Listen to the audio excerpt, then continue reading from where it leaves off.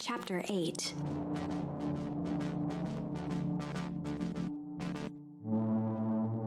The cold, hard truth. Beck leapt up, allowing the suction to yank her into the dark. Dimness eclipsed around her like the shutter of a camera as she seemed to cover great distance in mere moments. Her only points of reference were glints of upcoming turns, which approached with frightening speed, only to carom her gracefully along. She heard the tinny, distant echoes of Rollo's glee. Once she stopped fighting against it, the ride was impossibly smooth. Then, all of a sudden, as if minutes had passed in an instant, light blazed into view. A burst of wintry air snuffed across her face, and she was flung out into the cold.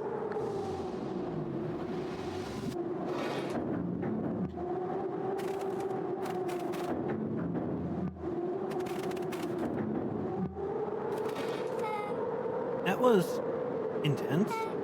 Yeah. I think I might have parted with some fluids in there. Any idea where we are? Somewhere cold. Doesn't look like it got on any of us. It didn't feel like we traveled that far. Where did it all go? This place sucks. Why would anyone want to blow something up out here? Only one way to find out, I suppose. Gotta catch up to Nuncrete.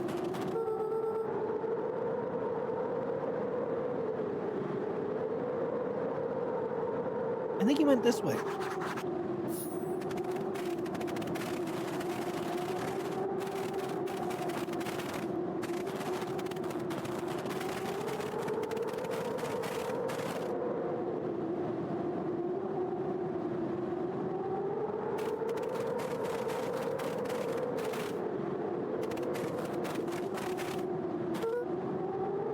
This looks familiar, yeah. We can clear off the snow. No time, Nuncrete's getting away.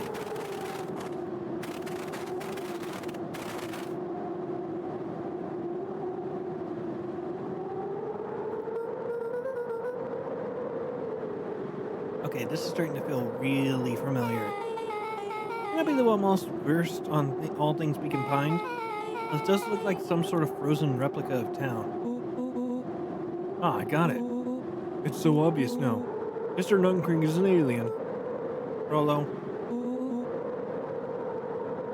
Stick with me here.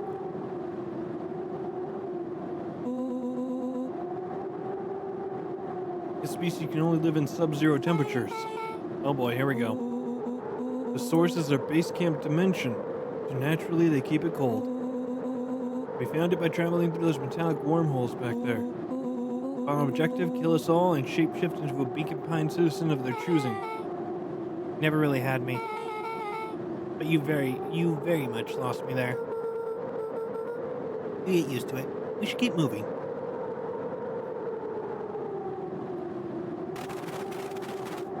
As they rounded the corner to the frozen town square, they spotted Mr. Nuncrete inching cautiously toward a pit at its center. He held his arms out gingerly, as if approaching a beast in the wild. Upon closing the distance, Luca recognized what Nuncrete was after. Gran stood confidently at the edge, one arm outstretched over the abyss. Nearby, a wheelbarrow had been emptied out. She held a lit torch, which flickered in the bitter wind. Juniper, I don't know what you think you're doing, but I assure you this is not going to solve anything. If you do that, you've doomed this whole town. It wasn't me who doomed this whole town. I've been watching you, Joseph. I know what you've done. You and your co-conspirator. Gran? What's happening? Luca, you and your friends need to leave right this moment. Mr. Nuncrete turned back toward the kids, desperation in his eyes. Listen to your grandma, Luca. It's between me and Juniper. Rollo and Beck held steadfast in awe. Luca approached closer. Mr. Nuncrete spun back toward Gran, his voice growing louder. You've got it all wrong, Juniper. Just hand over that torch. You don't understand what you're doing. How could I possibly trust you to do the right thing? Walt told me everything. He trusted you and you betrayed that trust. Luca, did you know that this man's entire life is a lie? If it weren't for him, your father might still be alive. Mr. Nuncreed winced with anguish. His voice hardened. That's not true. They both now yelled, not to each other, but at fate itself, making their peace with long-held burdens. The wind howled with encouragement. Walt was like a brother to me. We just had different ideas about how to affect change. Very convenient that your way just happened to line your pockets. Now that's not fair. They menaced at each other, both catching their breath. The moment balanced on a knife's edge. Amid a blur of emotions and memories, Luca's mind flooded with questions. The wind calmed, as if to give him the stage. In the stillness, he began to...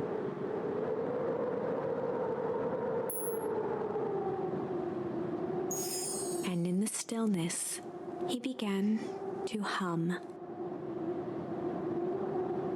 After the death of his father, Luca had trouble sleeping.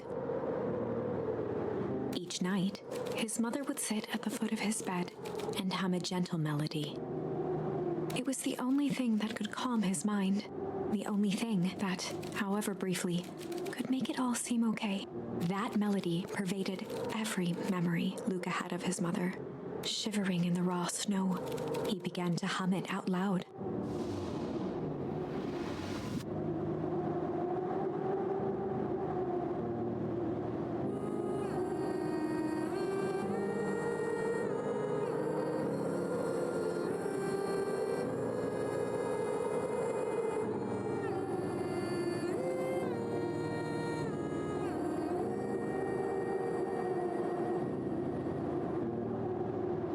Gran lowered the torch, listening closely. As recognition slowly set in, her heart sank.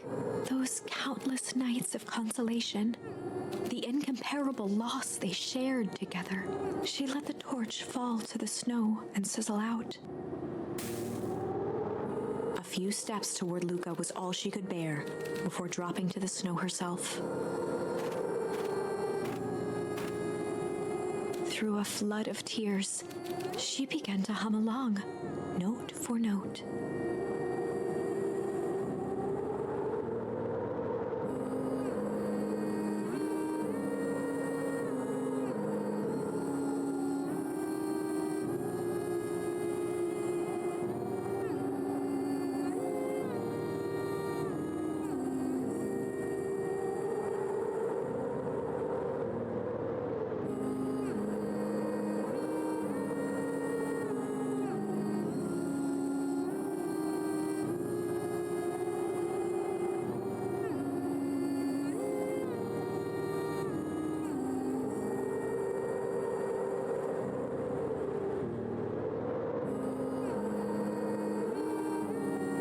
Lifted his head in astonishment. The last time he heard that melody was the last night he saw his mother. How do you know? I'm so sorry, my little buckaroo. Buckaroo? My people call me that, or my dad and your mother. Luca blinked through blurry, watery eyes, trying to see more clearly. So Gran is actually our mom. He could just make out the impression of a familiar face. He peered across the snowscape at the woman on her knees. Something about her was undeniably his mother, only smaller, older, changed. Mom? That's right, Buckaroo. Mom! Luca sprinted as fast as he could toward his mother. They held each other close, and the cold retreated from their bodies. Eleanor? I thought you were... gone? You should have known I would never abandon my son. Eleanor looked down at Luca, tightening her embrace in an appeal for forgiveness. How? You're a smart man, Joseph. I thought you'd have pieced it together by now. You were exposed. Mom, I don't understand any of this. What happened to you? Where did you go? Why did you leave me? I never left you. I was always right here, Luca. Why'd you lie to me? Tore me up, Luca, but I did it to keep you safe. I thought that getting answers would help us both move on. But the more I discovered, the more I realized the danger we were in. Until perennial harvest was stopped, it was better if everyone thought I was gone. You could have trusted me. These are bad people, Luca. They won't stop until they get what they want. And they don't care who gets hurt in the process. And what do? We have to stop them. Joseph slumped into the cold, wet snow. They can't be stopped. This is too big. I tried beating them at their own game. I'm done fighting fire with fire. For the first time in a long time, her voice felt like her own again.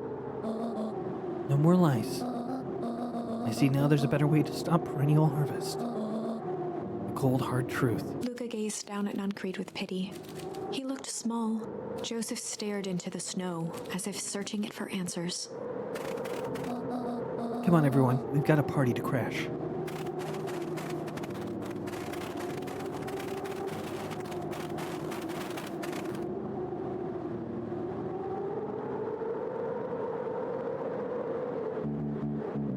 You don't understand. He always wins. Chapter 9. The Devil You Know. 7 months ago. Eleanor Van Horn crept down the maze of sterile hallways under perennial harvest. She stopped in front of the large steel door marked Deep Engineering. No turning back now. She raised a trembling hand. The stolen keycard worked as promised, and the door buzzed open with mechanical efficiency. She was immediately hit with the smell of disinfectant. It was some sort of laboratory. In one corner was a desk covered in papers. Across the room stood a tall metal pod with hoses protruding from its base. She rushed to the desk and began shifting through the piles of papers. They were experiment reports on something called Tempus liquamen. There were dozens of them, every one stamped failed. Eleanor heard the sharp echo of footsteps approaching. She was out of time. Her eyes scanned the room, eventually landing on the strange pod. Muttering a curse under her breath, she dashed over and dove inside.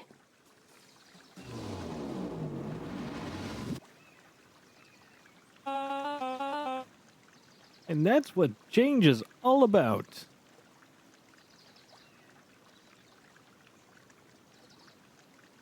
Yeah, I don't see shopkeeper dude.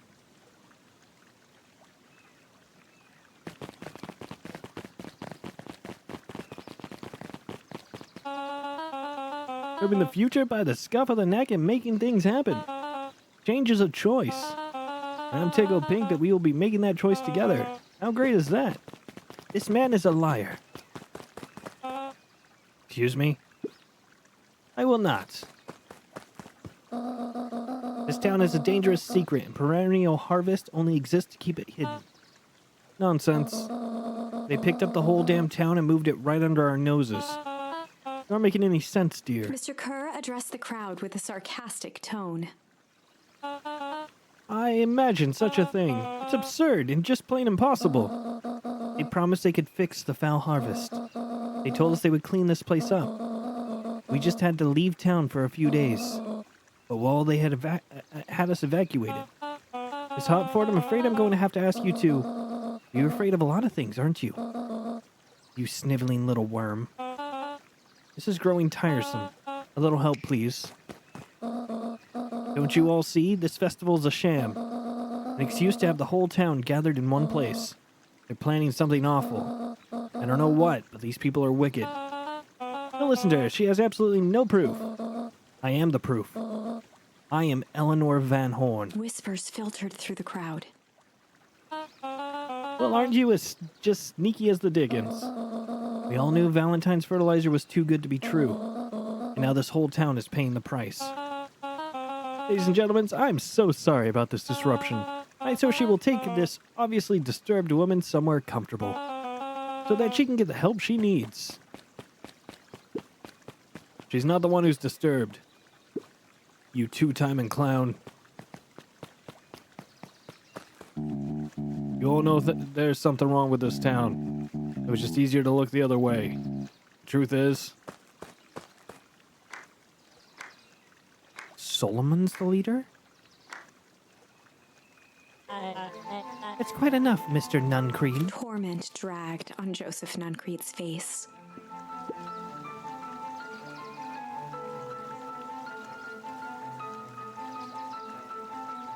It all makes sense.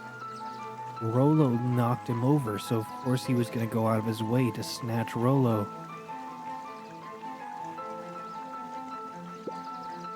yes, sir. Take them away. No, I want them to see this. Ah, the ever-temperous Eleanor Van Horn. You've been quite the thorn in my side. Like a weed that's burrowed in where it doesn't belong. Solomon isn't Solomon, is he? Solomon is Vine.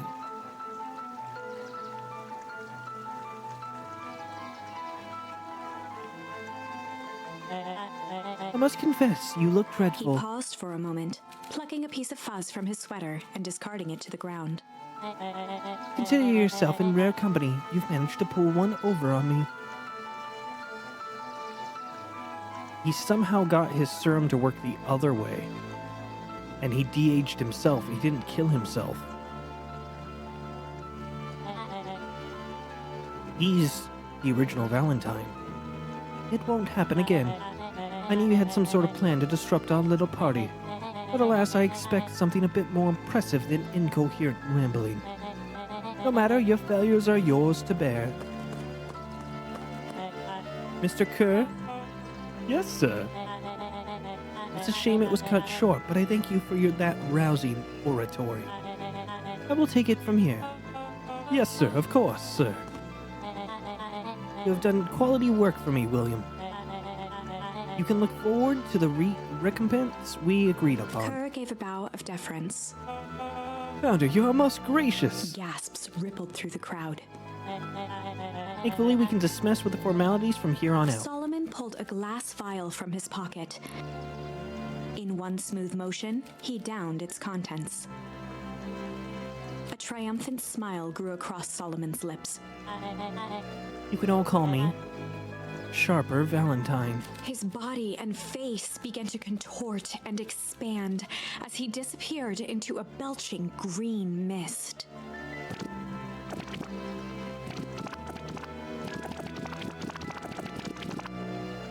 A hushed horror gripped the crowd. This is a story about change. What? No.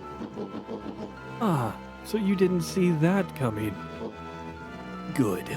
Sharper examined his new hands. Well, this is quite the improvement. Everything looks so much smaller now. Eleanor was right about one thing. This festival was a ruse. I wanted you all to witness my glorious return with your own eyes. Why does everyone look so downtrodden? This is a celebration, people. Maybe it would help if we set the mood. Mr. Kerr, be a dear and reveal the sign.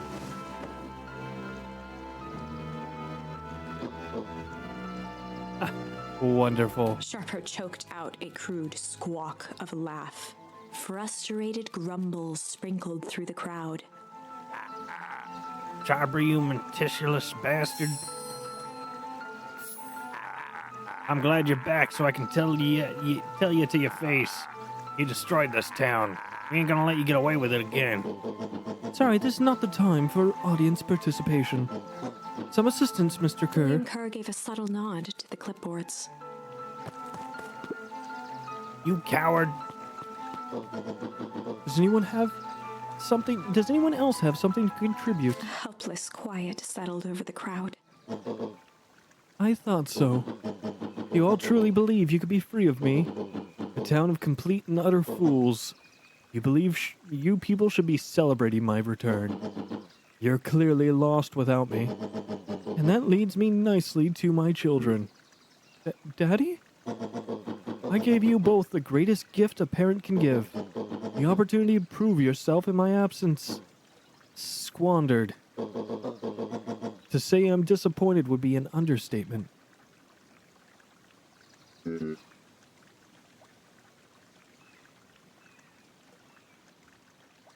But I... Silence, Augustus. An adult is speaking. I don't know which is worse, a son who is completely hopeless, or a daughter with such potential who inevitably lets me down. Harris, you failed me with admirable consistency. Thankfully, I was counting on it this time. Father, I... Have been wasting time, my dear. What have you accomplished? I was focused on cementing our legacy. Legacy. Who needs a legacy when you can just live forever? But what about... It's all right, kiddo.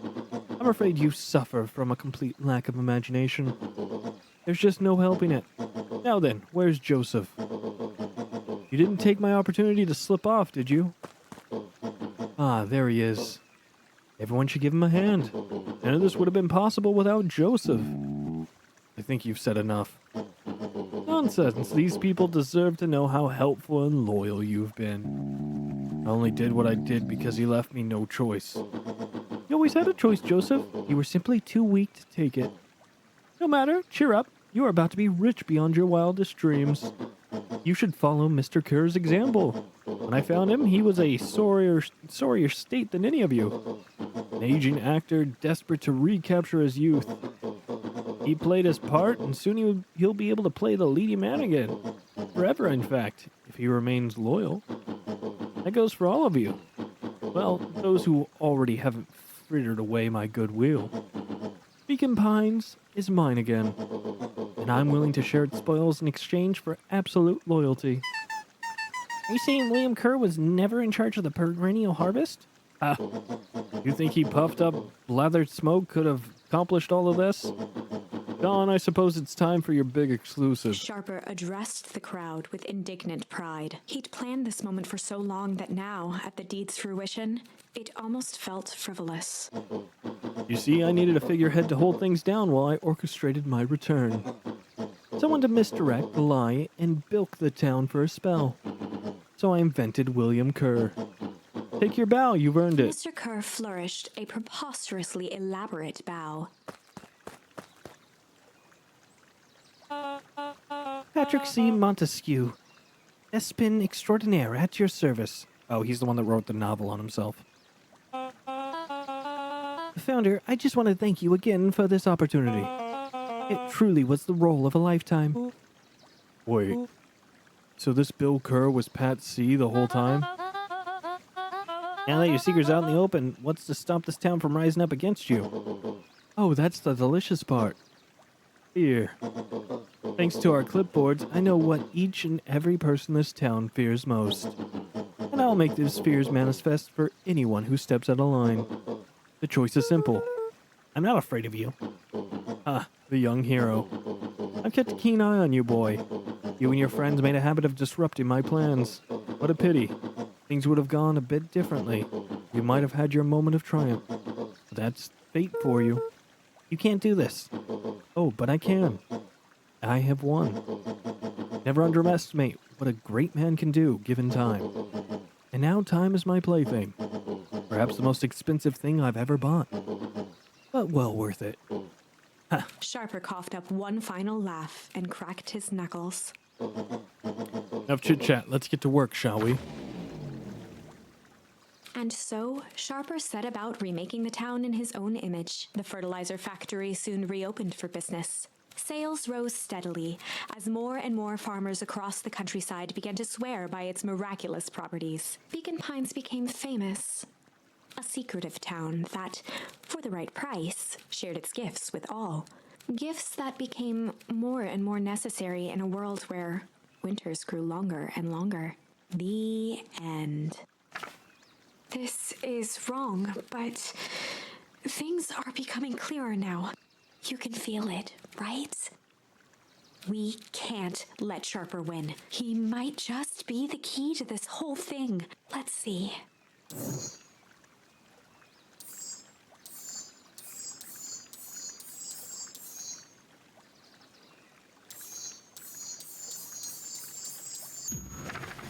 This is going to end in a bad end, so we're going to do it real quick.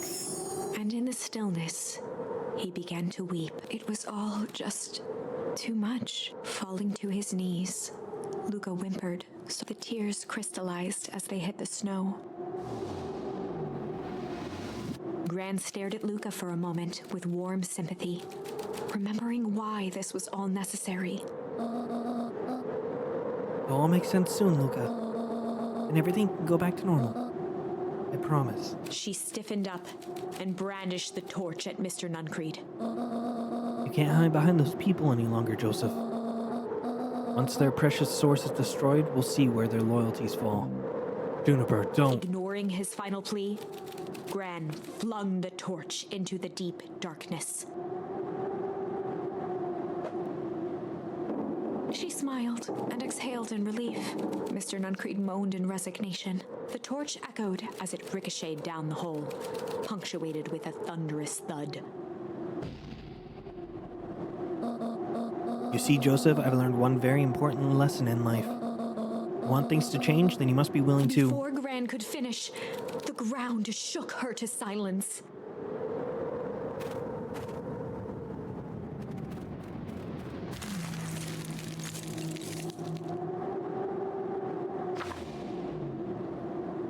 Gran only had time to spin around and run to Luca. Her attempt to shield him, an honorable but trifling act. Unflinching love, pitted against an unthinking horror. There was no contest. Her warm embrace froze in an instant. That is where they remain, fixed in place, forever. And so, our story ends on this melancholy scene. In a town brought low by its secrets, sits the frozen statues of a misguided band of meddlers. The end. Well, that was dire. On the bright side, we finally figured out where all the ice is coming from. Now, we just need to find a way to deal with a mystic, unfathomable force of nature.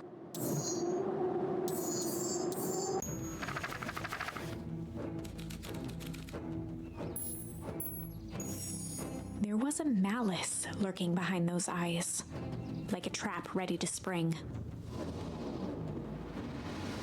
Luca felt the weight of Nuncreed's hand on his shoulder. Something wasn't right. He didn't know why, but something was telling Luca to get out of there. I just want this all to be over.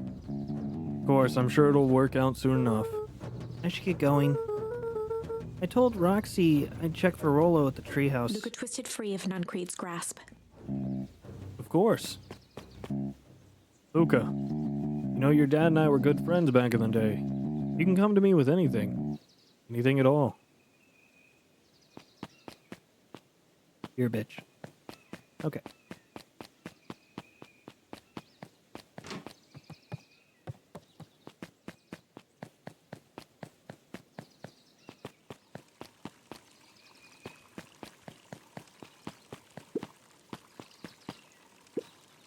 Festival decorations are a bit humdrum. Now, if I were to throw a festival, it would be a thing to behold. I agree, this is a little more than sad. Worse than sad, it's boring. What if we did a little something to spice things up? Listening.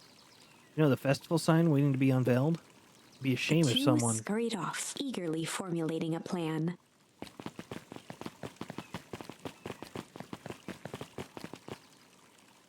Oh, his sabotaging of the sign actually spelled his name. Interesting.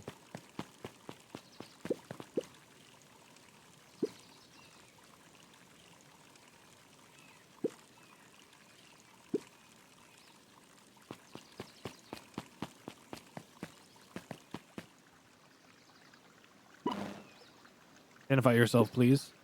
Nellie Modred. I work here now. I'm able to locate you on the staff roll. Oh, I don't officially start until tomorrow. Mr. Kerr said I could come in early tonight and get a few things done. Hold, please. Clearance authorized. Thank you. Our harvest awaits. Oh. You can get a wrench to the noggin sneaking up on a guy like that. Don't scare a man while he's junking, Sonny. Evening, Jeff. Kinda late to be junking. Might as well ask the same thing of you. Find anything good? Ever since Perennial Harvest moved in, even this junk is trash. Know a lot about a person by looking at what they throw away.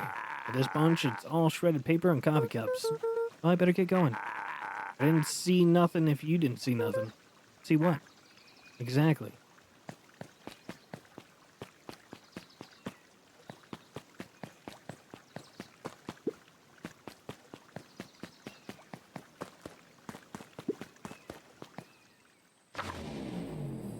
Wrong one.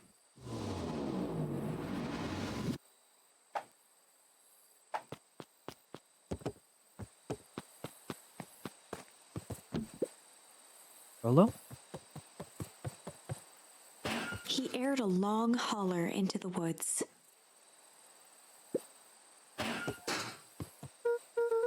Rolo, wherever you are, I hope you're okay. Luca felt his eyes getting heavy and plopped into the beanbag.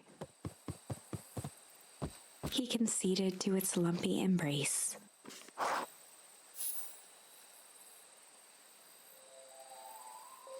Once again, Luca found himself in a vast black.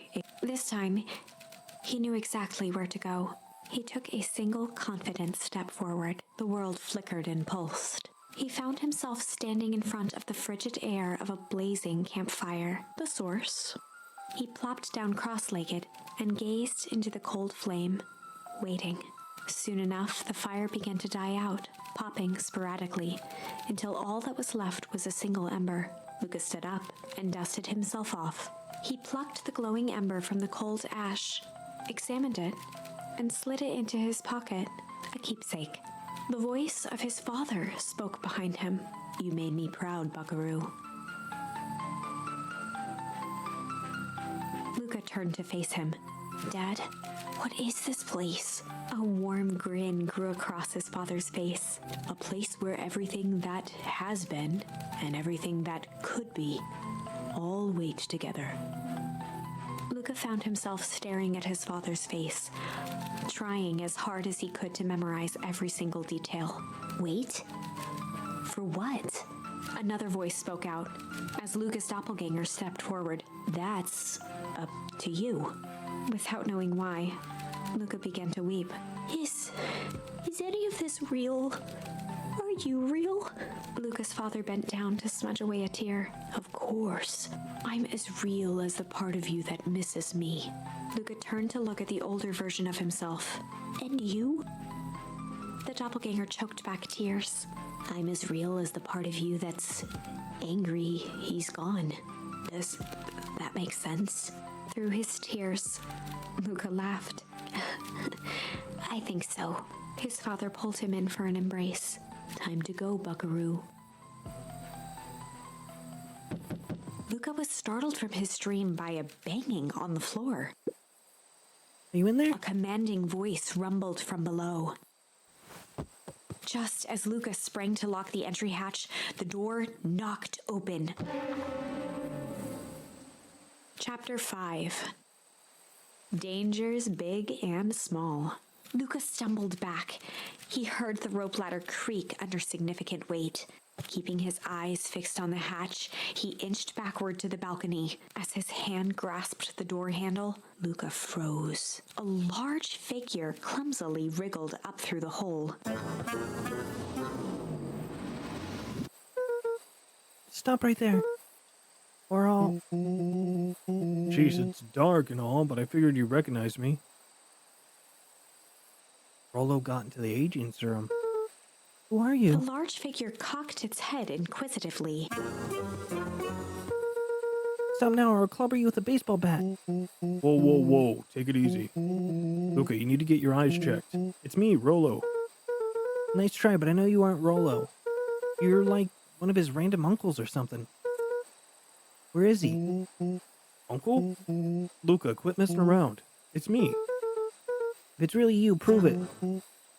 Flamin' chicken coop, Luca. Luca's jaw dropped. He peered more closely at the man standing in front of him. Something about him was undeniably Rolo, only bigger, older, changed. Ow. What happened to you? I was running away. I ran to more people in those yellow suits. You grabbed me and dragged me away. What? Where did they take you? Oh no, they threw a bag over my head. It was cold and smelled like a swimming pool. I think it was an underground lab or something. They made my hands all big, look. Rollo proudly presented his hands to Luca. Pretty sweet, right? I mean, it wouldn't be my first pick for superpower. Beggars can't be choosers. Rollo, it wasn't just your hands. My feet too? Dang, Pa just made me new shoes. Wait, Luca, why are you so Luca small? moved to the side and pointed Rollo to his reflection in the balcony window. What the? His hands shot up to his face. Holy Toledo. Rollo, what did they do to you? Maybe drink some sort of green crud. Ew. Actually wasn't too bad. It tasted kind of like licorice. I passed out, woke up like this. And then I sort of smashed open my cage and escaped. Oh, you smashed open a cage? Kinda. At least I think I did. It was all a bit of a blur. They had you in a cage? Who are these people? I don't know who did this to you, but we're gonna fix it. Fix it? This is awesome. Well, I'm just glad you're safe now. Luca, you don't need to worry about me. Sure, I got snatched, but look at it this way. I got snatched and I know where snatched people go. We finally have a lead on what happened to your family. But you're right, but this all seems dangerous. Danger? Ha. Rollo shadowboxed a few jabs. I'll take them all on.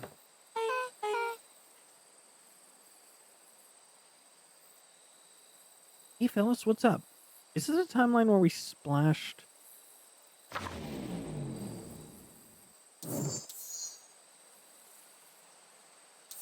Yeah, this is the timeline where we splashed Beck's hair. With a yelp, Rollo dove behind Luca. Did I come at a bad time? Who the heck are you? And this is Beck. Sorry, something's truly bizarre just happened and I need help. I don't know where else to go. So you're just hanging out with your large adult friend? No, this is my buddy Rollo. This is your missing friend? One in the shame. He seems a little old. How do you know this is a recent development? What the heck does that mean? Oh, I'm sorry, you're the one who just showed up out of nowhere. So we'll be asking the questions here. That's fair. How'd you find us? Your silly little treehouse? I think you mean our silly little mission control. Hate to break it to you, but your secret path isn't so secret. And I could hear your racket from a mile away. See, Luca, this is why we need to improve security around here. Not now, Rollo. Beck, you said something bizarre happened? Yeah, but She shot a nervous glance at Rollo. you can say anything around me. Anything you can say around me, you can say around Rollo. It's been a weird day all around, hasn't it? Yep. Beck's eyes narrowed. So, it all started when I made it back home. My first order of business was trying to salvage my hair. So I dyed it with some stuff from the chemistry set my mom gave me. Okay, just need to play it cool. Nope, no one notices. Notices what? Oh, nothing, I was just... Come over here and let me have a look. Oh, honey, what in the world did you do to your hair? I kind of felt like a change. It's going to take forever to grow out. You were the one who said that change was a good thing, right? I was talking about your mother's new job. Talking about us moving. Well, I guess I just took your lesson to heart. Ilona tried to put on a smile. Before I forget, come up here. Before I forget, I came up here to tell you Nellie had to go into work. Tonight? Her and Mr. Kerr decided it'd be good for her to get some things done before tomorrow. That Kerr guy seems like a grade A creep. Beck.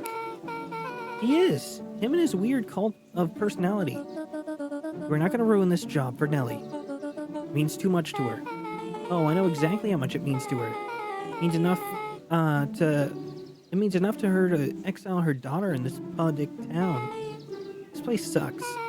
The people are weird. You just don't know them yet. It's always cold.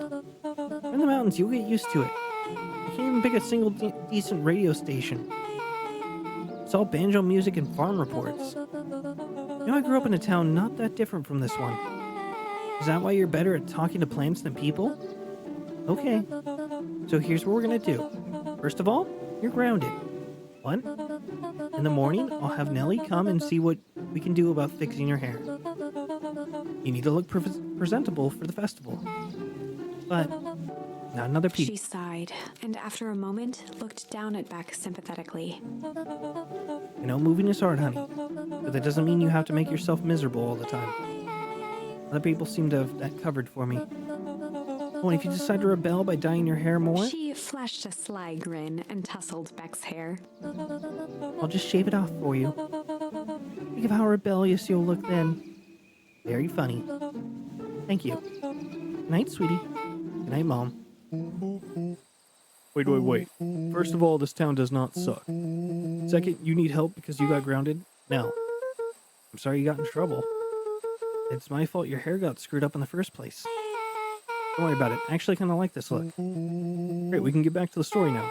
The next part is the important bit. I have this radio upgraded with my mom. I was too angry to sleep. I tried dialing in something worth listening to.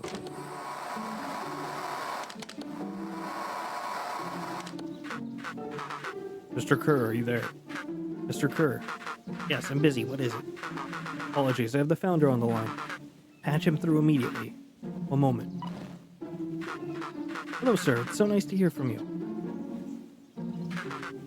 Skip the pleasantries. What's your report on our new lead researcher of deep engineering? Nellie Will seems to be integrating nicely. This moment, she's working to help us meet our deadline. She offered to work overtime before I even had the chance to suggest it. Excellent. And you have faith that she's capable of finishing the work left by her predecessor? Her work must be completed before the festival. I'll make sure she stays day and night until it's accomplished. Good. You know how I feel about loose ends. Yes, sir. Once she has finished the work, we need to make a determination regarding her. Long-term prospect in the company? Immediately, sir? Usually have more time to fully bring people into the fold. We're in the endgame, Bill. After your failures with Dr. Prescott, I can't afford to take any risks. Of course, sir. No loose ends, sir. Once she finishes the work, she will either leave the office completely committed to her anal harvest, or she won't leave at all. Perfect. Sir, if I might suggest, maybe we should delay just for a bit. Oh? It's just we seem to be rushing to hit this festival deadline. And rushing into things has caused some issues in the past. I see. Please understand that I just want what's best for you. I'm eternally grateful for all that you've done for me. Well, I made this very clear for you. I brought you in to make things run smoothly, not to have opinion. Of course, sir. Chin up, Bill. You are only a few days away from having everything you ever dreamed of. Yes, sir. Thank you, sir. Whoa. Just so we're clear, when they said loose ends, they were talking about murder, right? Like actually killing someone? Capital murder? Rollo. Luca gave Rollo a quick elbow to the ribs. Who's this founder? I was hoping you guys would know. Now, as far as you know, Kerr is the top banana at perennial harvest. You sound scared of this founder guy. So, we have an even topper banana on the field. What the hell is my mom caught up in? Has she talked about this job much? Not really. She said she was going to come in and continue the work as someone she respected. Luca, do you think that body in the warehouse was The person Beck's mom came to replace? That would make sense. Beck? It seems like Nellie's predecessor got, loose-ended. I'm getting that impression. So we need to get your mom out of there before the festival happens. It's 2 days away. Won't she just come home after work? That creep on the radio said they're gonna hold her there until then. So if she's not coming home, we gotta go in and get her. Beck flicked a large sheet of paper out of her pocket and slammed it on the floor. Maybe this'll help. You have blueprints? Well, it's just a welcome map from my mom's PH orientation day. But it shows the layout. Sure looks like blueprints to me. Look, here's the reception area. There's a big room marked Founder's Office. Even has the exits marked. Guys. We have a deadline. We have an objective. We have blueprints. You realize what this is, right? Rollo started to wiggle with excitement. I think we're heisting. This is officially a heist. Chapter 6. The Heist. They spent the night's end huddled around that small map, formulating a plan to infiltrate the headquarters of Perennial Harvest. It would be no small feat. A modern facility equipped with all manner of technology, not to mention the swarm of clipboards that would most certainly be scattered throughout. By the time the sun began to peek through the car window used as a makeshift balcony door, all were in agreement. This could just work. The final day before the festival would be used to prepare. They'd need to pool every resource at their disposal, pull every favor with a thread. Even enlist some unsavory characters around town with important tasks only they were suited for. Luckily, there was enough ill will and mistrust toward Perennial Harvest that alliances could be found at a bargain. Luca, Beck, and Rollo rubbed their eyes as they exited the treehouse. They hadn't slept at all that night. There was no time. The festival was to begin in one day, and they each had their assignments. All right, quick recap. Rollo, you're gonna talk to Roxy. Cordially. Without her and Fritz, this whole thing could go bust. Me, Cordial, is my middle name. Uh-huh. And how do you plan to explain He your new waved vaguely at Rollo's sizable figure. circumstance? She'll be so happy I'm alive she won't even notice. Beck snorted an involuntary giggle. And Beck, you're sure Iona won't just shoot down this whole thing when she hears it? She'll listen. When she understands the danger Nellie is in, the danger we're all in. The plan will make sense. Okay. That leaves me with Jeff, then Iggy. How are you going to persuade them? I'll think of They something. each looked at each other with sleepy confidence and nodded. Well, Godspeed.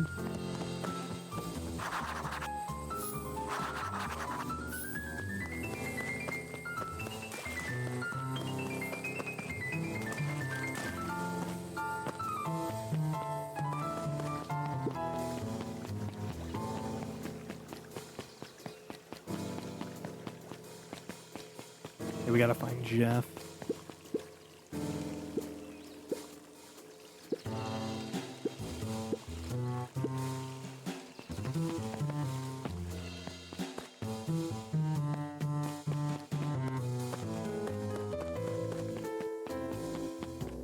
Where is Jeff?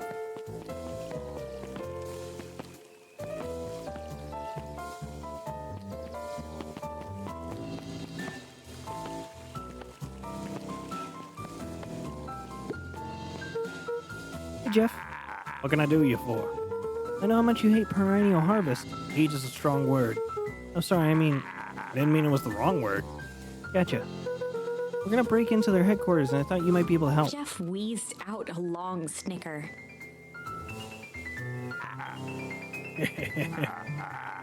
You see, I knew you kids were all right. Great, so you help? Joy in Jeff's face trained instantly. Not a chance. But Give me one good reason why I'd risk my hide aiding and abetting you rascals. Looking into the sullen eyes of his would-be accomplice, Luca blurted out the first word that came to mind.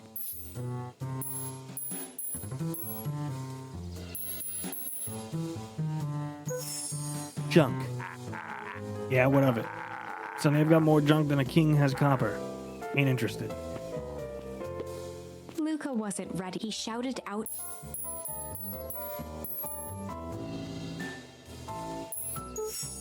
Fight. I've done enough fighting for one lifetime, more than my share of losing. Time's come to hang it up with the gloves. Yeah, it's all shit. I still ain't helping. Ain't that some shit?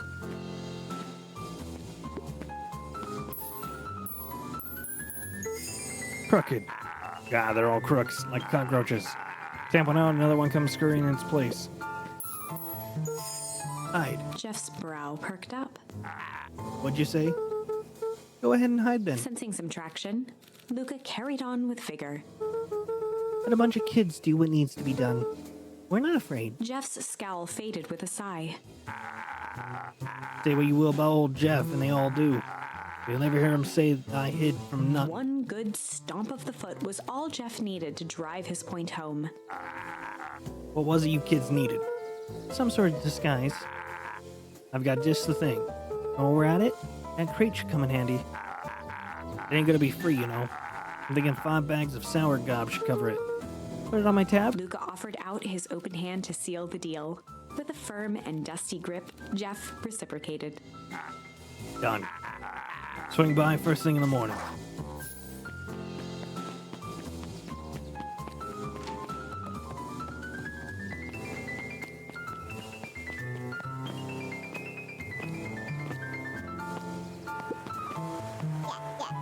Hey Tish, look who it is.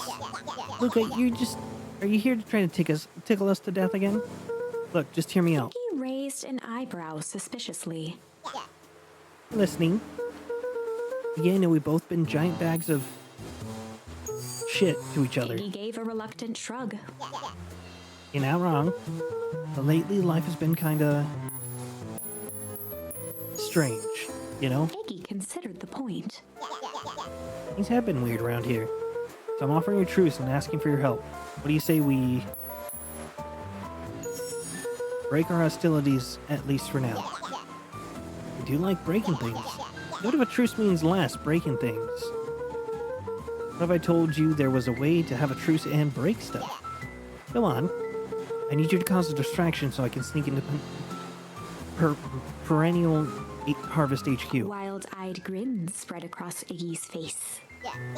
My, Luca Van Horn, I'm impressed. And after all this is done, maybe you and Trish can come hang out at the treehouse sometime. Iggy glanced over to Tish, who nodded in agreement. Fine. And not because we want to see your crappy treehouse. We just like to cause With a chaos. quick nod, Luca was off. You hear that, Tish? Iggy gazed up at Tish with a smile. Invite us to hang out at the A treehouse. single tear ran down Tish's cheek. Never expected this day to come. How wonderful. Chapter 7. Into the Hive. A good heist requires preparation, and thorough preparation takes time, something they had precious little of. So far, everything was in order. Jeff, Iggy, and Tish all agreed to do their part. Beck radioed Luca that night with a simple and covert message. "We're locked and loaded on my end." And Rollo, after a lengthy confession, managed to persuade Roxy and Fitz to help. He stowed away in mission control for the night to avoid attracting attention. Rollo, being uniquely suited for the role, would be the first to breach perennial harvest. The outfit provided by Jeff wasn't perfect, but a convincing disguise is 10% wardrobe, 90% confidence. Rollo took a few vigorous breaths and shook out his arms. Just stay calm, Rollo. You can do this.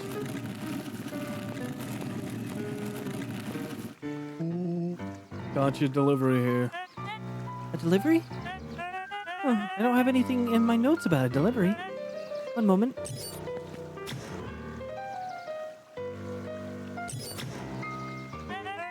I'm so sorry, but there's no delivery scheduled for this morning. He Right. had to think quick. That's because this goes directly to the founder. He asked for that it be kept Rollo secret. sighed, adjusting his tool belt. You know how the founder can be. I suppose we can leave this one off the records. Our harvest awaits and With a such. stroke of his mustache, Rollo proceeded into the Perennial Harvest headquarters. Our harvest awaits. Package here for the founder. Oh, I didn't hear anything about... Yeah, there's a need to know kind of thing. I'll just check. He stammered and flipped through the pages of his clipboard. This goes directly to the founder. I don't have time to fill you in. Oh, I see. You just complete this Rollo form. interrupted with urgency in his voice. Every time with the forms. Look, if you want to explain to the founder why I'm late, well, it's your funeral. I'm sorry. What did you say your name was again? Rollo I'm... panicked. Our harvest awaits. Sir? That's a restricted area. Excuse me, sir.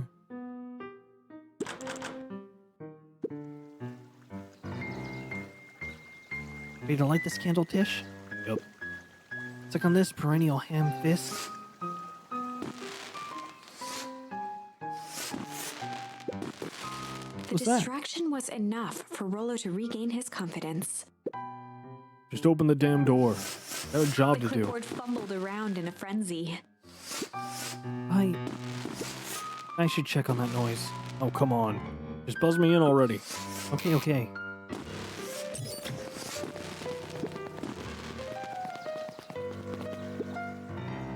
Phew. That was close. Our harvest awaits? Hey, I figure when in doubt, stick with the classics. That was a close one. But you pulled it off. Nice work, Rollo. Alright, everyone knows what to do? Deep engineering is to the north. I'll go with Beck, in case she needs some muscle. I'll head east to the founder's office. You two be safe.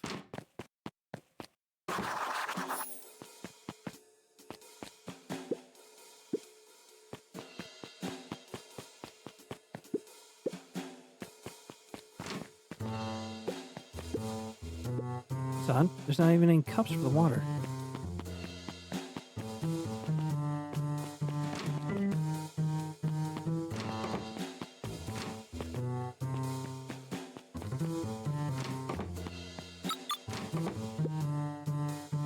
Solomon? Solomon stopped in his tracks. Luca? What are you doing here? It's a long story. Are you A okay? veneer of confusion flashed across Solomon's face. His words rushed out dramatically. No, I'm most certainly not okay. Some strange people grabbed me and... Were they in the hazmat suits? Yes, how did you know? They brought me here and locked me up. And when they were distracted, I ran. Dang, okay. You stick with me, we've got a plan. Solomon's facade briefly faltered. We? Yeah, Rollo and Beck are heading to deep engineering. Thank heavens you found me. We've got to get out of here. Can't leave just yet, or they'll catch us again. We've got to do something first. When you were running, did you happen to see a door marked Founder? Founder? Why are you looking for him? No, I just need to get into that office. Now that you mention it, I do think I saw a door that said Founder. It was just down this Luca way. happened to notice a plaque above the door. Office of the Founder. Knocking comes with consequence. Oh, here it is. So it is. Pretty lucky that I ran into you, or else I might have missed it. Truly fortunate. Luca tried the handle. Locked. Solomon leaned forward to examine the mechanism. Regrettably, it seems to be some sort of electronic lock. I don't see how we could possibly defeat a lock like Luca that. smiled and looked at his watch. Just wait a minute.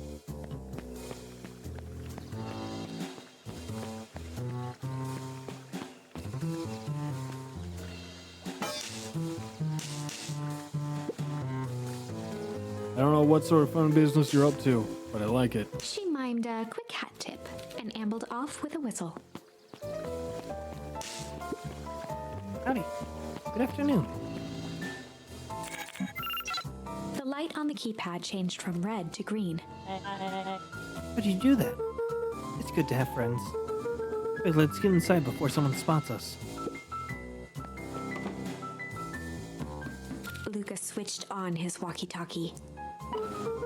Rollo, I'm in. As expected, there's a control panel. Great timing, we're stuck at a locked door marked 24601. Need you to get us through. If someone catches us, we should get out of here. Not leave my friend, Solomon. On the computer screen, a green cursor blinked in a password field. Surely you don't have a way to get around the password. Luca pecked out his best guess. Underground secrets. The screen blinked to life. Columns of green numbers glowed on a black background.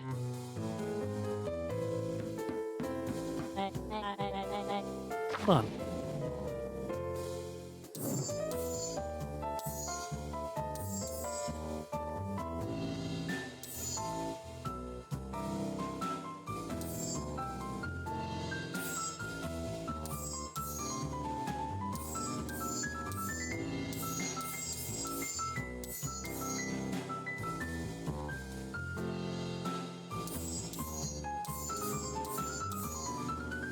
I guess this is the one. We only get that for... It's on another branch. No, it's just this absurd password Rollo heard when he was down here before. It's funny how someone arrogant enough to call themselves the founder uses such a basic password. Or they're thinking several moves ahead, not expecting anyone to guess something so simple.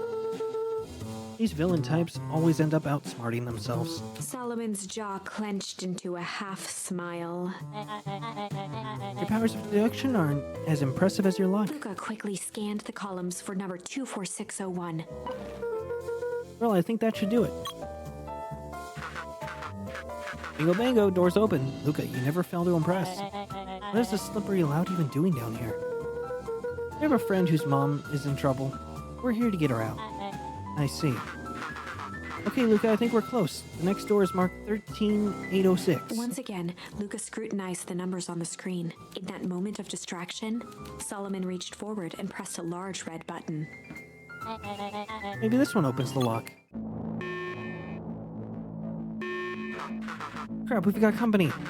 Luca, must go faster. 1 second, I can't think with all the He quickly noise. skimmed the screen with his finger. Here it is. Go, go, go. Where's my fumbling hands? My apologies, Luca. Don't beat yourself up. I know you were just trying to help.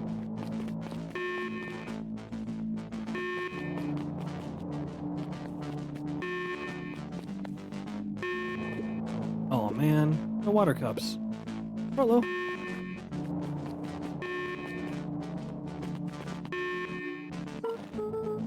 Rollo, are you okay? Rollo, come in. Mr. Kerr approached with a sneer and spoke into his walkie-talkie. You can turn off the alarms, they're With trapped. self-satisfaction, he called into the hallway. That, my dears, is a dead end. Nowhere to run. Rollo, where are you? Are you okay? Yeah, I think we lost him. Making our way back to Nellie's office. Okay, you two rabble-rousers are coming with us. Nope. Take a break for it. That little shit just kicked me. Don't just stand there after them. I think that worked. Roxy and Fritz have them on a wild goose chase. Having trouble following what's happening. Like I said, it's good to have friends. Rollo, how long do you think Roxy can distract them? How long can Roxy keep someone so pissed off they can't see straight? Let's just say we've got time. Entering Nellie's office now. Oh, honey, what'd you do to your hair? I thought you'd be happy. I finally used the young chemist lab kit. Sheriff and Nath were making it incredibly proud in the most frustrating ways. I need to get you out of here.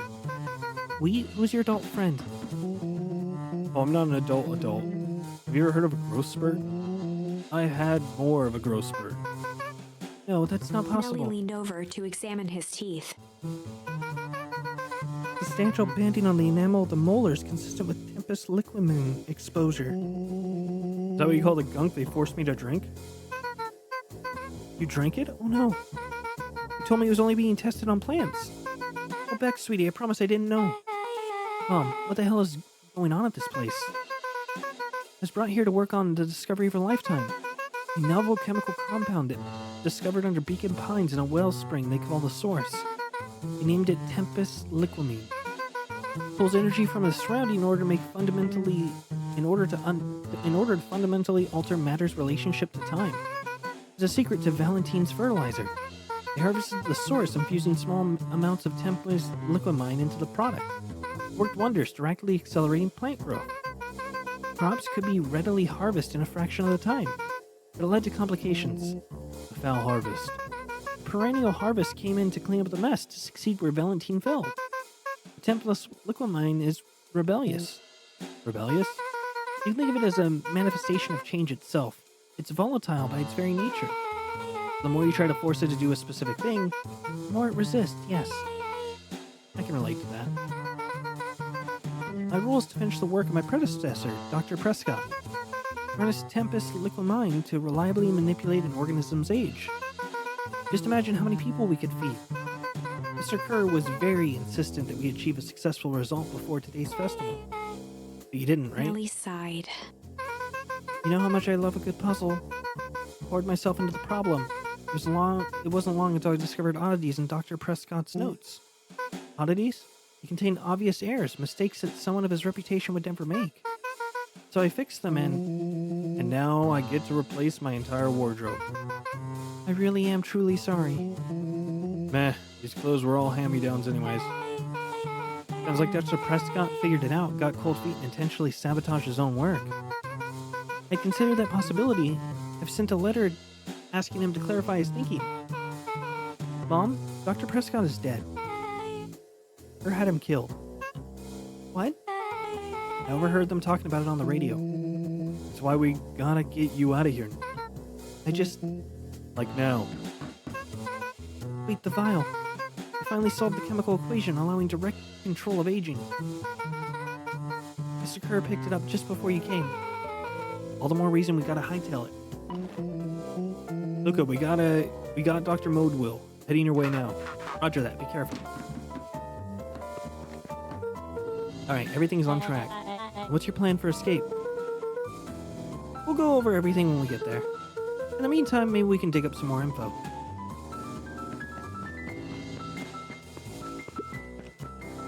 How about the obvious one? So the founder was helping Kerr plan the festival. Why such a secretive leader be obsessed with a party? Only time will tell. Luca held his hand up to the ashtray. Still warm. You must have been in here recently.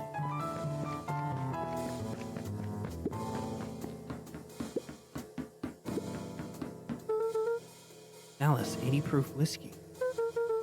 Hard drink for a hard man. Oh, even his alcohol is Solomon arrogant. muttered inaudibly. I should just smother you right now. What was that? I said I shouldn't bother you right now. That was silly. You're no bother at all. See where this bad boy has on it.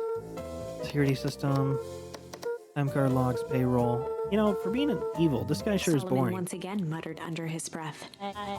Just you wait. Oh, nothing. Luca tugged on each of the cabinets. Dang, this must be the good stuff. They're all locked. Perhaps he's not as careless as you suspected.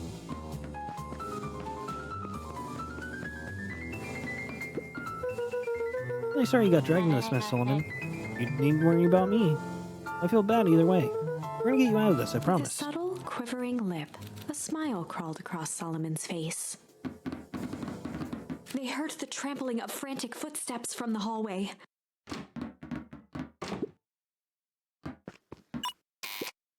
Locked. That was close. When we left Nellie's office, it was swarmed with clipboards. We barely got away. Did they follow you? Rolo, before we start tossing blame around, it is possible someone ordered pizza. We'd love to hear your thoughts. Definitely not pizza. What now? Well, look at me, I'm officially retiring from the heisting business. We're so sorry for the inconvenience. We just have a few quick questions. Just let me think. Can someone watch the door? Of course. Everyone else huddle up. Oops. I think this little caper has gone on for long enough. Solomon, no.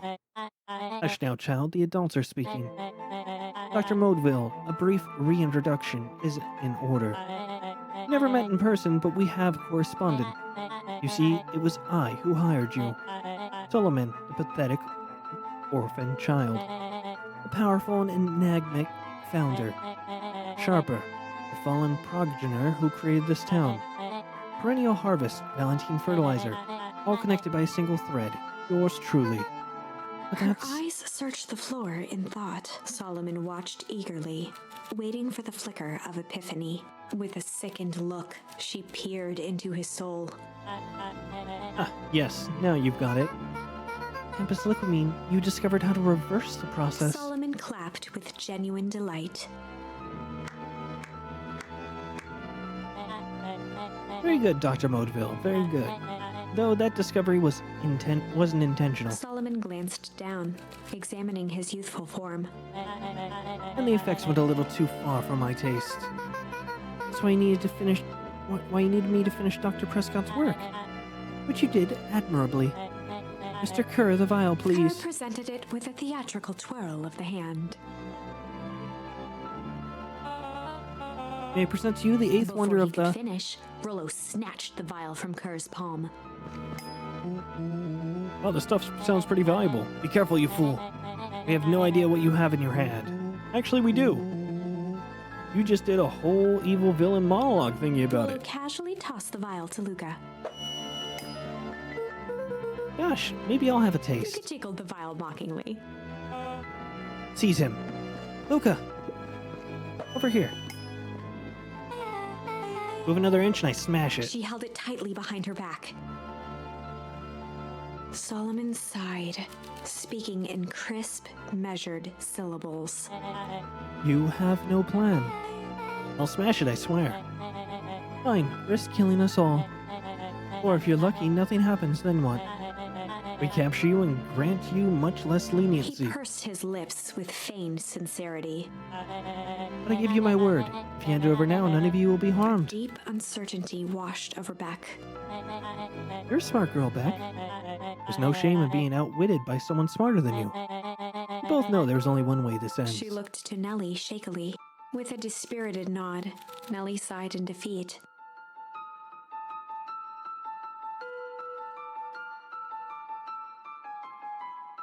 Oh. Controller Beck died. slowly approached Solomon. That's a good girl. Beck, don't do it. We can't trust this jerk. I'm sorry, he's right. With apprehension, Beck conceded. Solomon pocketed the vial and brushed off his shoulder with a sharp flick. Mr. Kerr, you've allowed yourself to be humiliated by a group of children. Report to my office tomorrow for a performance review. The blood drained from Kerr's face. Of course, sir. But first, you have a speech to make. Trot out there and give me the introduction I deserve. And don't forget to smile.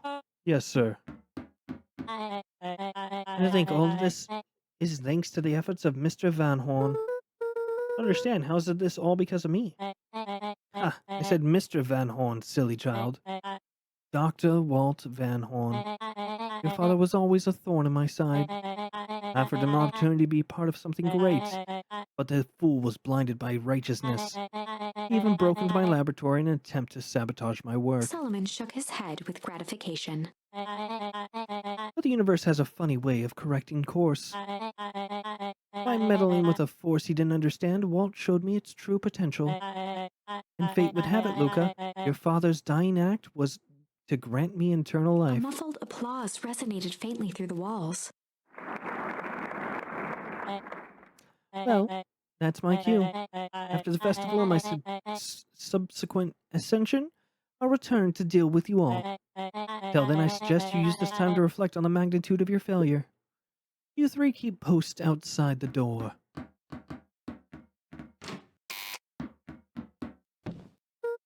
Oh, crap. Emily Beck sold us out like that. Not sure she had any other choice. So what now? What's the plan?